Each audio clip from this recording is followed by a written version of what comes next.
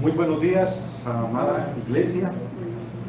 Vamos a dar inicio a la parte más esencial del culto de oración, que es la predicación de la palabra de Dios.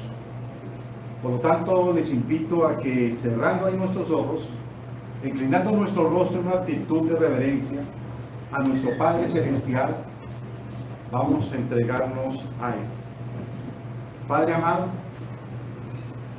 gracias Dios por este día, en la cual tú escogiste, mi buen Dios, para que todas las iglesias, Dios de los cielos, bíblicas, Dios, estén reunidas en el día tuyo, el que tú escogiste, Dios, para reunir a tus escogidos, a tus apartados, a tus hijos, Dios. Gracias porque nos reúnen para escuchar tu buen consejo, Dios, para que tú hables, Dios, a lo más profundo de nuestro corazón. Y pídale ahí al Espíritu de Dios que mora en ti, que a través de esta palabra transforme tu vida, que tú salgas de aquí diferente a lo que entró. La palabra de Dios santifica, hace hombres nuevos. Pero Dios, estamos delante de ti en tu trono de gracia, por la libertad que nos dio nuestro amado Señor Jesucristo, que rompió el velo del dos, y podemos estar, Dios, delante de ti, Señor, para decirte que nos perdone. Te invito que ahí, estando tú en la presencia de Dios, pida al Espíritu Santo que aún recuerde tus pecados, que lo traiga a memoria, porque de una u otra forma hemos pecado contra Él, contra el cielo, Dios. Habla con Él, tenga ese momento de intimidad con Él, vacía tu corazón de todo pecado, para que la palabra de Dios penetre a lo más profundo de tu corazón.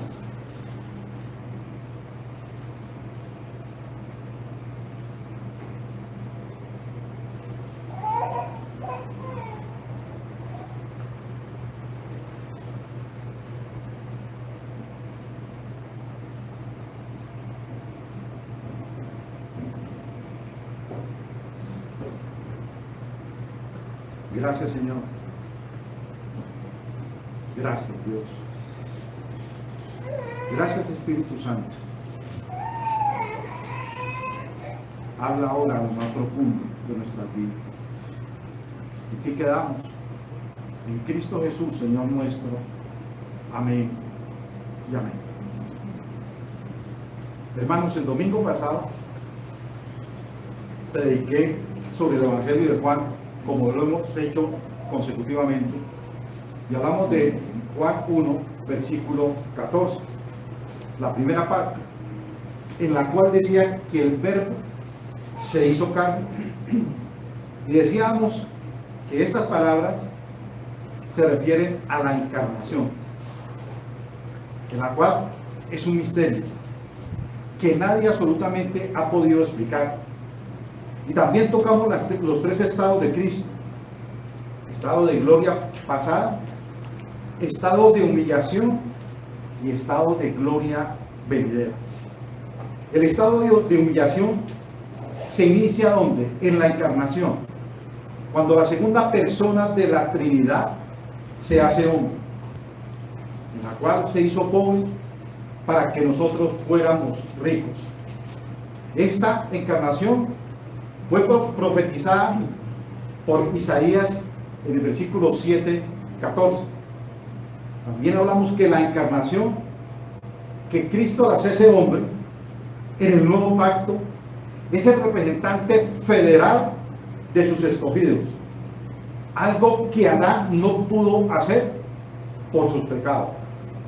Y también hablábamos de las dos naturalezas de Cristo: la naturaleza divina y la naturaleza humana. Estas dos son inseparables. También se habló de la imputación, en el cual se dijo que los pecados del hombre, de los escogidos fueron puestos sobre él, y su justicia puesta a favor nuestro. Hoy vamos a terminar con el tercer punto que quedó pendiente, en la cual lo he denominado cómo afecta en mi forma de vivir la doctrina de la encarnación. Vuelvo y repito, ¿cómo afectará en mi forma de vivir la doctrina de la encarnación? Primeramente, nuestro corazón debía de saber que Dios se hizo hombre y que su motivo para morir y su motivo fue morir por los pecadores, que lo único que merecíamos nosotros era la muerte. Hermanos, y esto debe de traer a nosotros asombro y estar maravillados por lo que hizo Cristo a favor nuestro. De la segunda persona de la Trinidad. Miren lo que dice Dios en su palabra. No estimó el ser igual a Dios como cosa a que aferrarse, y termina diciendo, y se humilló a lo sumo. Él se humilló a lo sumo. ¿Por qué? Por nosotros los pecadores. Entonces él, al hacerse hombre, se despojó a sí mismo de la apariencia externa de la deidad, pero mantenía ¿qué? Los atributos divinos que le pertenecían a Dios. ¿Por qué? Porque él es igual a Dios. No se despojó de su deidad, sino de su gloria y privilegios celestiales. El apóstol Pablo, en 2 Corintios 8:9, dice lo siguiente: porque ya conocéis la gracia de nuestro Señor Jesucristo, que por amor a vosotros se hizo pobre siendo rico, para que vosotros con su pobreza fueras enriquecidos. Que nosotros fuéramos ¿qué? Enriquecidos. Dice la palabra del Señor. Cuando dice la palabra vosotros conocéis, significa que ellos, a los que Juan les estaba predicando, ya habían experimentado personalmente, ya habían conocido que la gracia que Jesús da. Y sigue diciendo el versículo, la gracia de nuestro Señor Jesucristo. Y esta gracia abarca totalmente a nuestra salvación. La palabra gracia significa que podemos, hermanos, podemos descansar plenamente en Cristo Jesús, como nuestro Redentor, nuestro hermano y nuestro amigo. Usted puede descansar ¿en quién? En Cristo Jesús. Entonces, las riquezas de Jesús no tienen que ver con su existencia terrenal, sino con su estado de gloria divina, su posición como hijo de Dios y atributos eternos. El propósito de la encarnación de Cristo era que con su pobreza los pobres pecadores fuesen enriquecidos. No, hermanos, en riquezas de salvación, no en riquezas como muchos lo predican, sino en riqueza de ¿qué? De salvación. ¿Y sabe, hermanos, cuáles son esos regalos? Esas riquezas de salvación que nos otorga a nosotros ¿qué? Perdón, gozo, paz, vida eterna, luz y gloria. Amén. Y Pedro lo describió de esta manera: una herencia incorruptible, incontaminada e inmarcesible, reservada ¿para qué? En los cielos. ¿Para quién? Para usted. ¿Para todos qué? Los creyentes. Eso nos dice Primera de Pedro 1:4. Ya tenemos, hermanos, reservadas allá en los cielos una gloria inmarcesible, grande, suprema, para todos nosotros. Todo este regalo fue el que Dios nos dio a través de la salvación. Y todo esto, mis hermanos, afectó toda nuestra vida. ¿Pero de qué manera? Todo lo hizo para bien. Esto debería a nosotros de asombrarnos. Como bien dijo el apóstol Pablo En Romanos 11:33, oh profundidad de las riquezas, de la sabiduría y de la ciencia de Dios, cuán insondables son tus juicios e inescrutables tus caminos. Esa era la impresión que Pablo tenía en su corazón. Cuánto se alegraba y cuánto vibraba Pablo con estas palabras tan hermosas que hoy nos está regalando. Hermano, esto es pura sabiduría divina. Esto avergüenza a los entendidos, avergüenza a los sabios de este siglo, porque a solo Dios se le plació salvarnos por medio de la locura de la predicación. Nuestro Dios glorioso, nuestro Dios todopoderoso y majestuoso, ¿qué fue lo que hizo? Dejó su trono de gloria, hermanos, y descendió a lo más bajo, a lo más bajo. Segundo punto, nuestro Salvador debía de nacer de una mujer virgen y pobre, vivir sin nada en esta tierra. ¿Por qué? Porque él no pertenecía a este mundo, su reino no era de este mundo, y su iglesia, hermano, nosotros como iglesia no pertenecemos a este mundo. Por eso debía de vivir santamente nuestro Señor Jesucristo. Debía de vivir como un peregrino, mostrando que su reino no es de este mundo. Vivió así para que nosotros lo imitemos, para que nosotros vivamos como Él vivió. Cristo es nuestro ejemplo, Cristo es nuestro molde, el ejemplo en la cual nosotros debemos de seguir. Hermano, y si Cristo se humilló, en nosotros también debe haber humildad. Filipenses 2 del 3 al 5. Dice la palabra del Señor: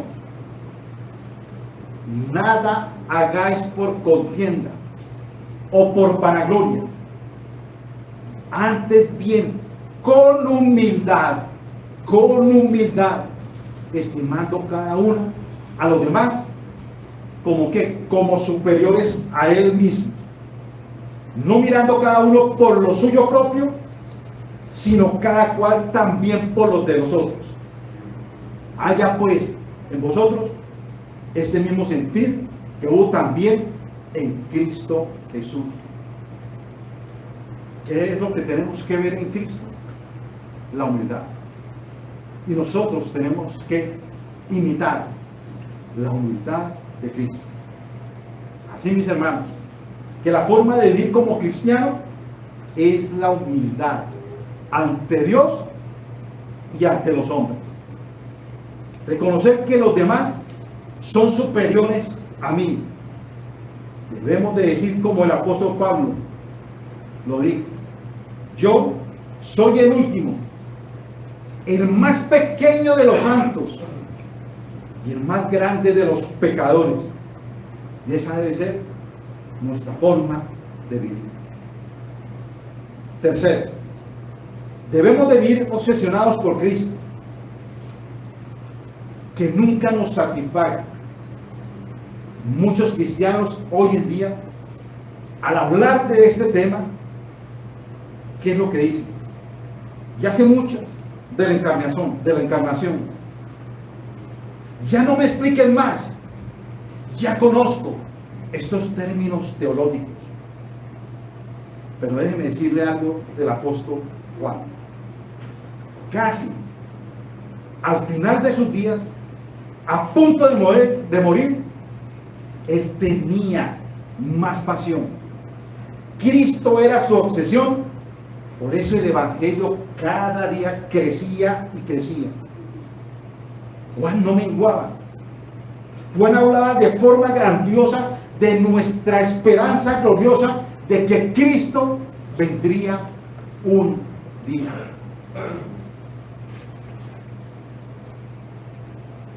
Juan tenía ese insaciable deseo de continuar conociendo a su Señor. y su precioso diamante de la encarnación. Juan estaba obsesionado por la doctrina de la divinidad y de la humanidad de Cristo. Hermano, yo quiero que ahora mediten ustedes en esto. Les voy a hacer unas preguntas y medítelo a usted en su corazón. ¿Te deleitas, hermanos, en hablar de Jesús? ¿O por lo contrario, has perdido el brillo de tus ojos?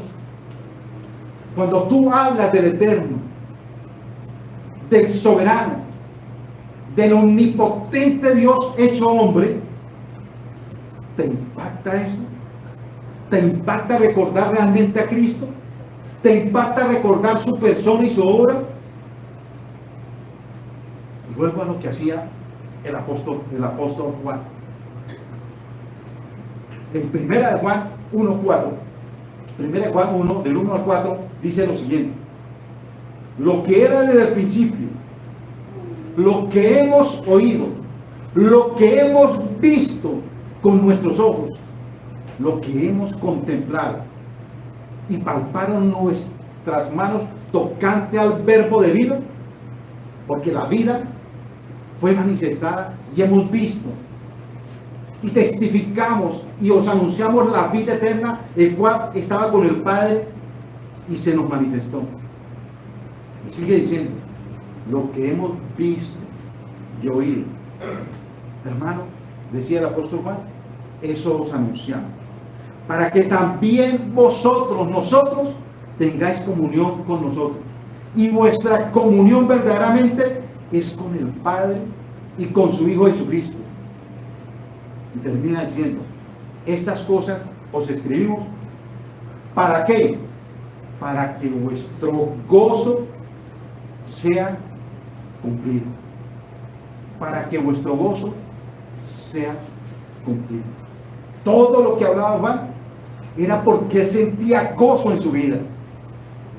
Y Juan quería que sus oyentes, lo que tú estás escuchando hoy, también haya gozo en su vida.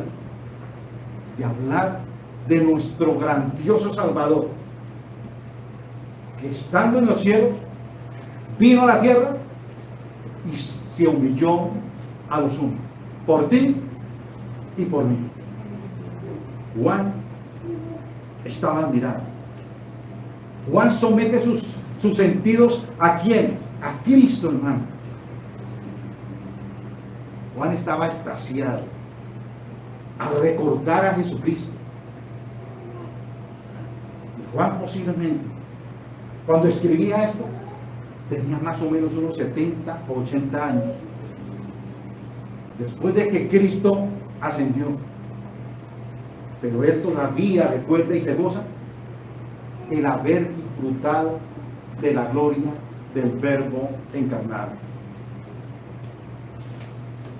Mis hermanos, ¿queda admirado usted al recordar a Jesús? ¿Aún te apasiona esta preciosa perla? ¿O has perdido, mi hermano, el brillo? ¿O has perdido el brillo? El problema aquí no es, hermano, esa perla. El problema, mis hermanos, es tu pecado, que no te deja disfrutar a nuestro amado Salvador, a lo que realmente Él hizo por nosotros, que se entregó, se humilló, lo crucificaron, y todo eso lo hacía por amor a ti y por amor a mí. Esto no nos hace sentir a nosotros orgullosos, que Él viniendo nos trajo a nosotros salvación,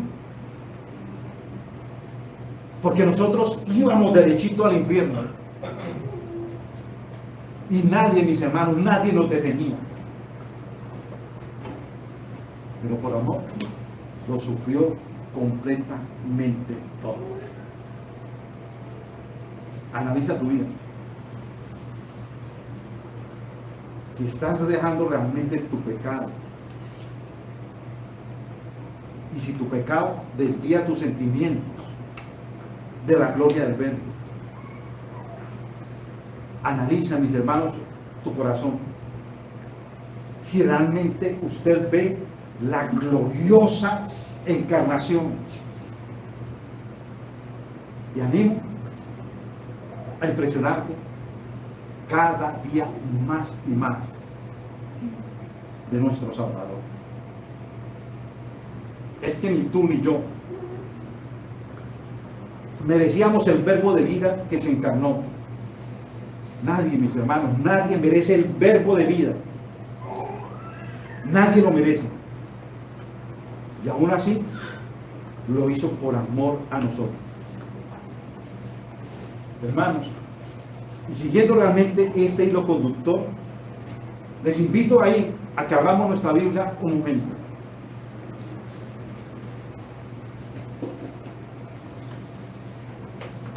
Y abramos nuestra Biblia en Juan 1, del 14 al 18. Dice la palabra del Señor: y aquel Verbo fue hecho carne, y vino y habitó entre nosotros, y vimos su gloria, gloria como del unigénito del Padre, lleno de gracia y lleno de verdad.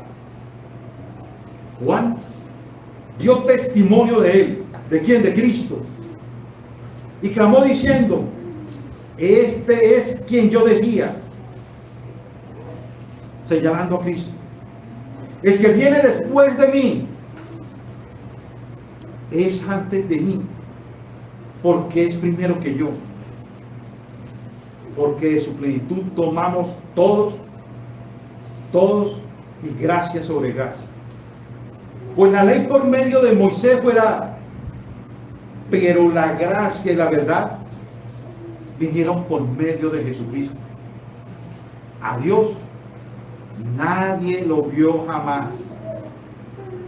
El unigénito Hijo que está en el seno del Padre, Él, el Señor Jesucristo, le ha dado a conocer. Amén.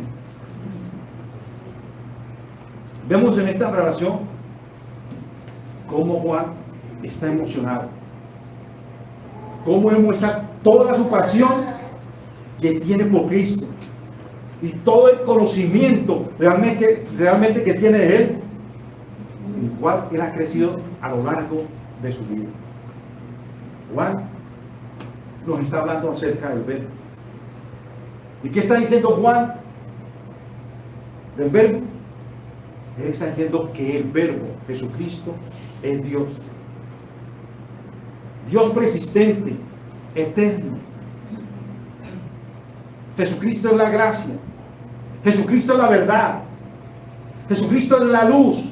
Jesucristo es el Hijo de Dios. Jesucristo es el don de Dios.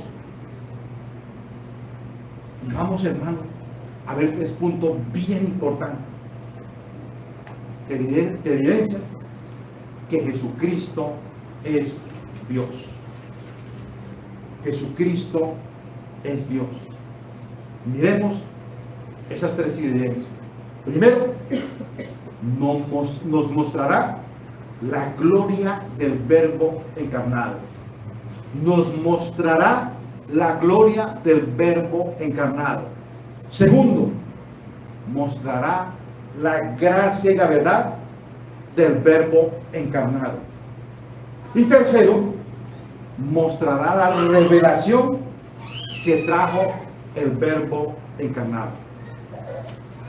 En sí, hermanos, estas 3 evidencias están siempre enfocadas a mostrar su gloria, su gracia y verdad, y su revelación. Veamos entonces el primer punto: la gloria del Verbo encarnado, que lo encontramos en los versos 14 y 15. Versos 14 y 15 del Evangelio de Juan. Capítulo 1, versos 14 y 15. Dice la palabra del Señor: y aquel Verbo fue hecho carne, y habitó entre nosotros, y vimos su gloria. Gloria como del unigénito del Padre.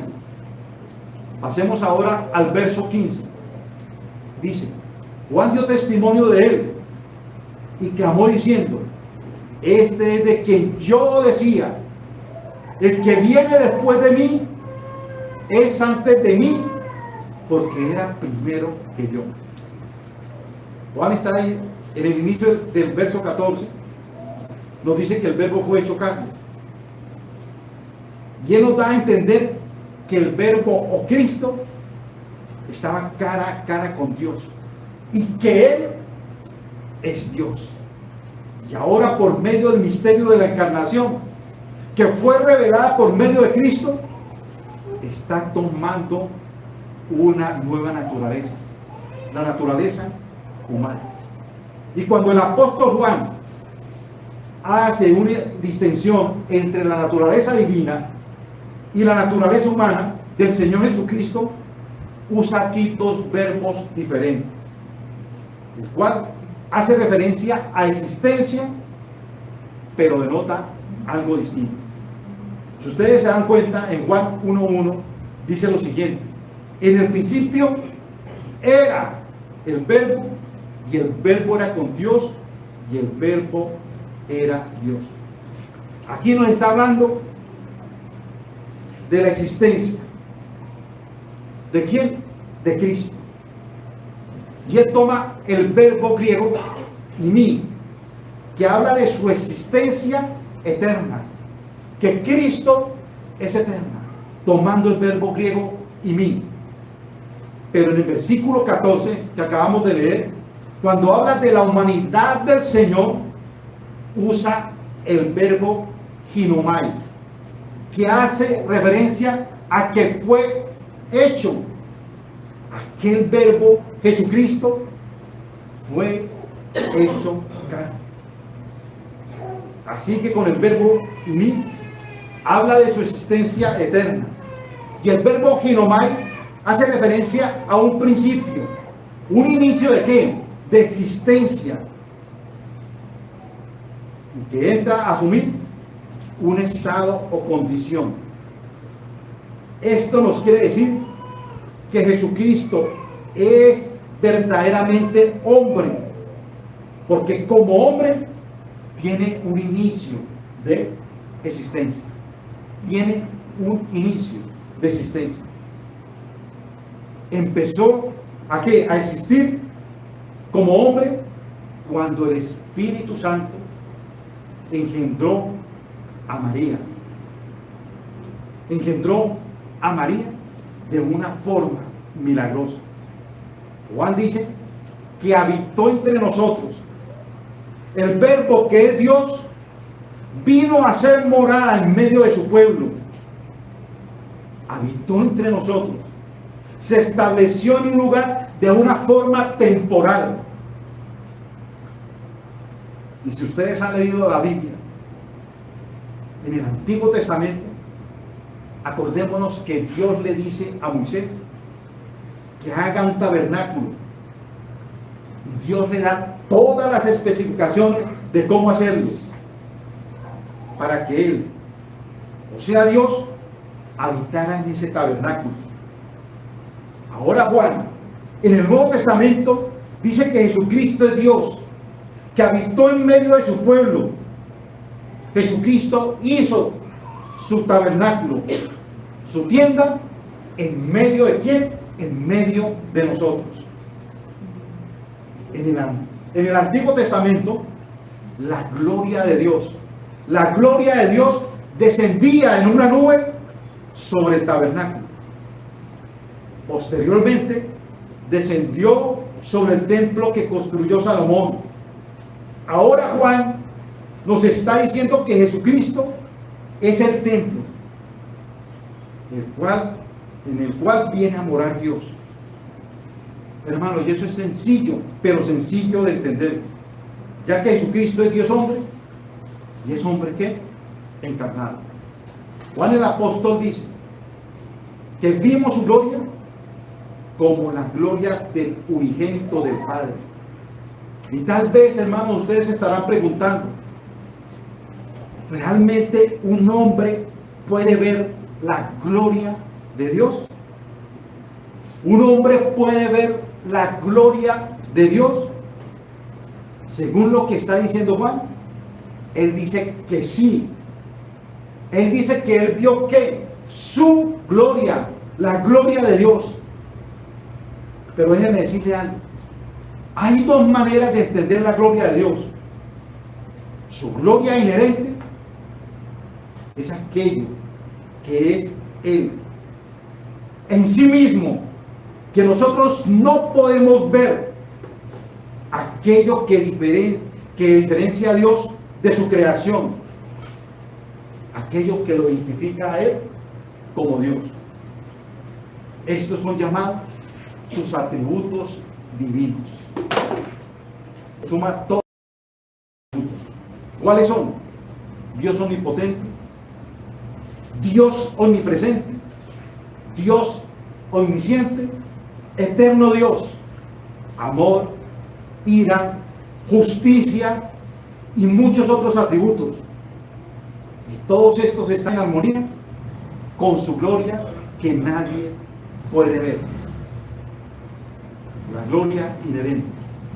Pero también habla de una gloria, otra gloria, la gloria manifestada, que la podemos ver desde el Antiguo Testamento, en la cual Él nos muestra esa gloria visible. Éxodo 16:7 es algo espectacular. La palabra de Dios dice: y a la mañana veréis la gloria de Jehová. Y luego el versículo 10 de Éxodo 16 dice, habla de cómo ellos vieron la gloria de Dios. Dice la palabra de Dios, miraron hacia el desierto. Ellos miraron hacia el desierto. Y he aquí la gloria de ¿quién? La gloria de Jehová apareció en la nube. Una nube, mis hermanos, cubrió el monte. Y según este contexto, Dios les dice que les mostrará su gloria visible a través de una nube. Éxodo 24, del 16 al 17, nos dice cómo era esa gloria de Dios. Cómo era esta gloria. Y la gloria de Jehová reposó sobre el monte Sinaí, y la nube lo cubrió por 6 días. Y en el 7º día Dios llama a Moisés. ¿Lo llama en medio de qué? De la nube. Y sigue diciendo, y la apariencia de la gloria de Jehová, ¿cómo era? Era como un fuego abrasador en la cumbre del monte, a los ojos del pueblo de Israel. Y aquí, mis hermanos, es donde aparece la gloria manifestada, la gloria visible de Dios sobre el monte, que era como una nube, y dentro de la nube era un fuego abrasador, un fuego que no tiene, mis hermanos, combustible, que lo deja de existir. Este fuego, mis hermanos, existe en sí mismo. Es la gloria manifestada de Moisés. Y esto sucede muchas cosas con Moisés, ¿no? Cuando Dios llamó, ¿qué? A Moisés. Y vio que la zarza, ¿qué? Ardía. Pero la zarza, ¿qué? No se consumía. Ahí también estaba Dios mostrando su gloria, ¿qué? Sí. Éxodo 33:18. Entonces Moisés dijo, tal vez un poco irreverente, te dijo, te ruego, Dios, Jehová, que me muestre tu gloria. Muy reverente me parece Moisés. Y entonces yo me preguntaba, ¿será que cuando Moisés vio todo eso, no vio la gloria de Dios manifestada en la nube?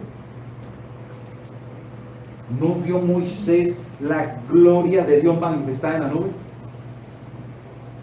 Claro que sí. Entonces, ¿por qué Moisés estaba pidiendo esto? Porque Moisés ya no quería ver la gloria velada de Dios, sino él quería ver la plenitud de la gloria de Dios. Él quiere ver cara a cara a Dios. Pero miremos algo. ¿Qué le respondió Dios a Moisés? Según en Éxodo 33:20. Y dice, pero debo aclarar una cosa, Moisés, que no podrás ver mi rostro, porque nadie, absolutamente nadie, puede verme y seguir con qué? Con vida. Y seguir con vida. Así es que escojan Moisés, morir o vivir. Pero sin embargo, Dios le dice algo a Moisés: te voy a mostrar parte, pero parte de mi gloria. ¿Y qué es lo que hace Dios? Lo lleva al monte y le dice: te cubriré en medio de la peña. ¿Te cubriré con qué? Con mi mano. Y cuando yo pase, solo veréis mi espalda. La retira y solamente Moisés ve la espalda. Éxodo 34:6 nos dice cómo Dios proclama su gloria.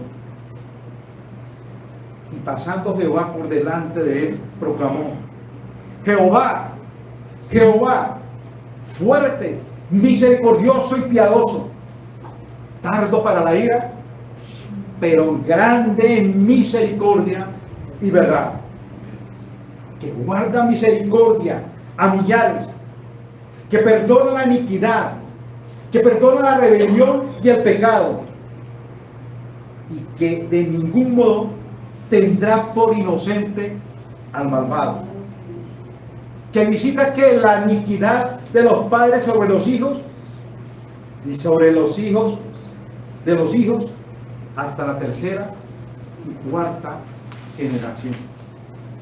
Jehová está proclamando, mis hermanos, su gloria delante de Moisés. Esa es la gloria de Dios, manifestada en forma visible. ¿Por medio de qué? De la creación. Pero volvamos nuevamente a Juan 1, del 14 al 18.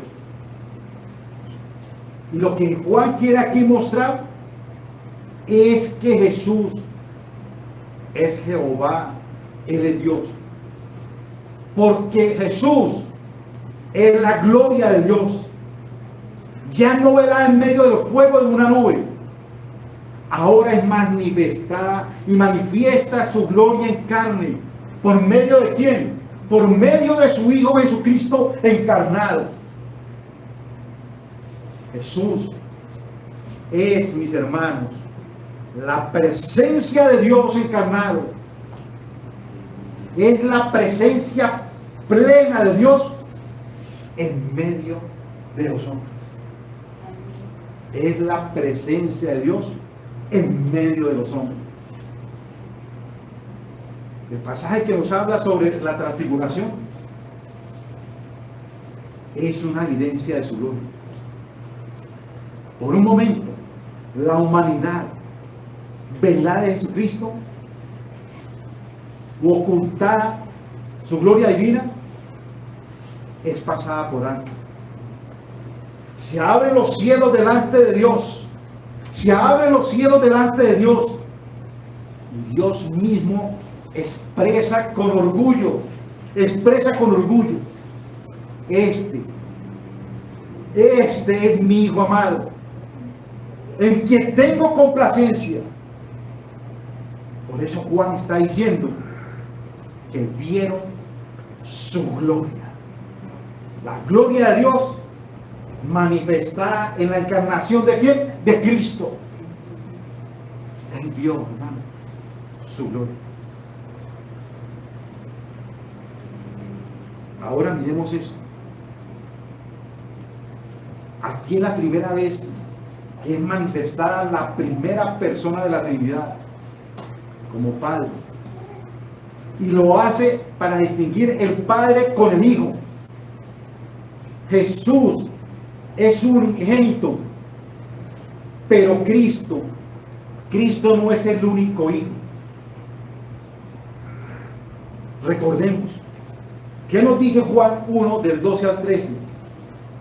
Mas a todos los que le recibieron, a los que creen en su nombre, les dio ¿qué? Potestad de qué? De ser ¿qué?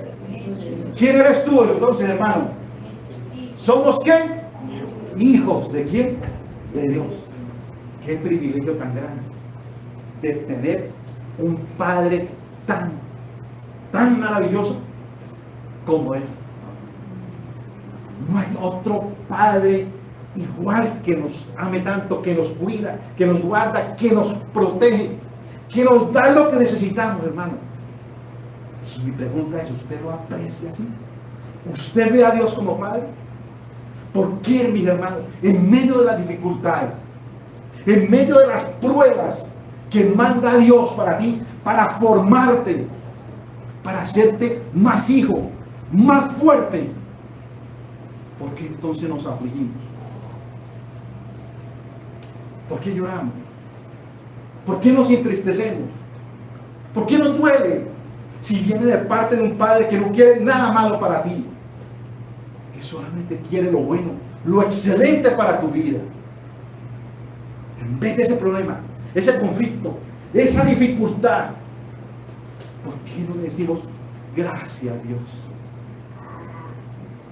Me estás poniendo a prueba para madurar mi vida, para hacerme más fuerte, Dios, para ti. La prueba me hace más fuerte. La prueba de Dios es cuando Dios muestra cuánto te ama y cuán especial eres tú para Dios. Tú eres el hijo y la hija de un grandioso Padre. ¿Lo aprecias así? ¿Lo aprecias así, hermano? Qué Padre tan grandioso, que a pesar de nuestros pecados que cometemos día tras día, Él te sigue amando. Es tu hijo consentido. Tú eres el hijo mimado de Dios. Tú eres la niña de sus ojos. Tú eres el preciado tesoro para Él. Fue grande tu amor, que entregó la vida de su hijo por ti. Y nosotros lo despreciamos. Cristo no es el único hijo de Dios. Cristo no es el único hijo de Dios. Somos hijos. Y somos hijos adoptados. En el tiempo que llevo de vida, mis hermanos, he visto que cuando un hijo es adoptado, es el que se quiere más, el que se ama más, en el cual los padres se preocupan más y quieren los padres dar lo mejor por ese hijo. Y ese es nuestro Padre. Qué orgullo, qué bendición que nosotros seamos hijos adoptados, mis hermanos.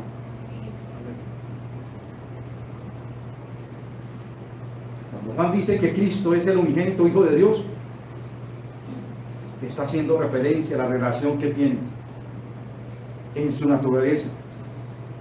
Cristo es Dios de Dios, es luz de luz, y no como dicen los testigos de Jehová,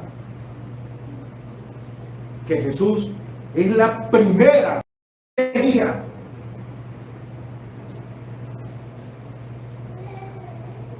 Él es el mismo Dios.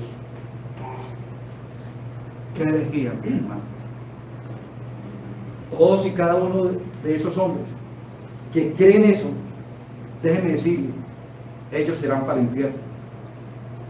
Porque nadie irá al cielo sino que cree en el verdadero Señor Jesucristo. Nadie puede ir al cielo si niega su divinidad, si niega su humanidad, como hacen también los gnósticos. Esto, mis hermanos, se irán, pero para el fuego eterno. Juan, el apóstol, dice que el verbo encarnado es la gloria de Dios. Es Dios manifestando su plena gloria de una forma visible a los hombres. Es un hombre. Juan, el apóstol, ¿qué es lo que hace? Llama entonces al Juan el Bautista para dar testimonio acerca de lo que realmente él vio en Cristo. Versículo 15. Juan el Bautista dice que él dio testimonio de él. ¿Y qué fue lo que hizo Juan el Bautista?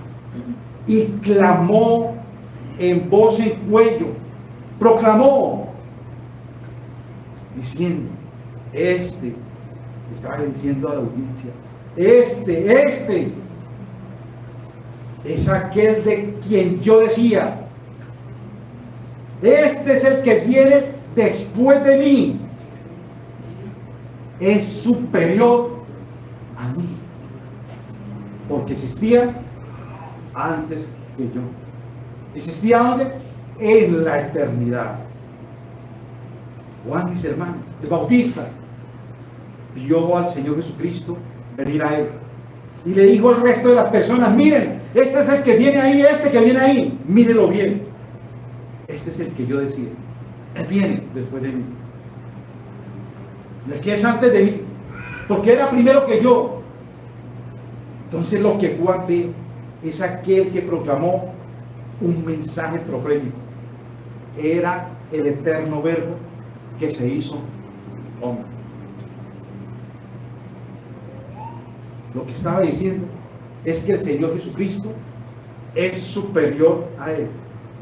Pero ¿por qué Juan dice esto? ¿Por qué? Porque los judíos estaban viendo a Juan el Bautista como superior a Cristo. Porque él inició primero su ministerio, Juan inició primero su ministerio. Y estaban viendo al Señor Jesucristo como alguien inferior a él. Para ellos, el mensaje inicial es superior y el mensaje posterior es inferior. Y por eso Juan dice, no, yo no soy el Mesías, es este el Mesías. El Dios encarnado, el verbo que se hizo ¿qué? Carne. Juan estaba desmintiendo eso. Lo que está expresando es que él, Juan, es inferior, no Jesús, porque el verbo es eterno. Existe desde antes de la fundación del mundo. ¿Debido a qué? Debido a su divinidad. Esa es otra muestra, mis hermanos, de la gloria del verbo. Porque el verbo evidenció los atributos divinos en los cuales todos los que veían a ese testigo, a Juan y Juan el Bautista, ellos fueron los testigos que vieron, palparon, tocaron el verbo de vida. Por eso Juan, de una forma sencilla, Decía, Él es el eterno de Dios, que ahora se hizo carne. Por eso Juan dijo que Él debe menguar para que Cristo crezca. Jesús, mis hermanos, es Dios. Y nosotros tenemos que entender, mis hermanos, de esa manera. El mensaje sí de Juan es, hermano, que tanto nosotros nos apasionamos del verbo de vida. ¿Qué tanto vivimos nosotros la encarnación de Dios hecho hombre? ¿Nos apasionamos realmente el hablar de Él? ¿Nos da pena el hablar de Cristo? Cuando nos reunimos con nuestros familiares, con nuestros amigos de las empresas, ¿nos da pena, nos da vergüenza, hermano, el hablar de Dios? Hermano, yo quiero que ustedes piensen en su corazón. ¿Qué clase de Dios tenemos? ¿Qué tanto evidencia usted a ese Padre grande y maravilloso? ¿Qué tanto vibra usted, mi hermano, cuando lee la palabra de Dios y ve cosas tan grandes, tan maravillosas? Hermano, como temas tan especiales. Miren, mis hermanos, qué tema tan espectacular, maravilloso. Quebrantó mi corazón, mis ojos se aguaron. El tema bíblico de la escuela bíblica, compartido por nuestro hermano Alex. El verdadero arrepentimiento, mi hermano. ¿Cómo nos podemos perder semejantes perlas? Semejantes maravillas, hermano, que cambian nuestros corazones, que nos hace personas nuevas. Hermano, reflexionemos ante esto.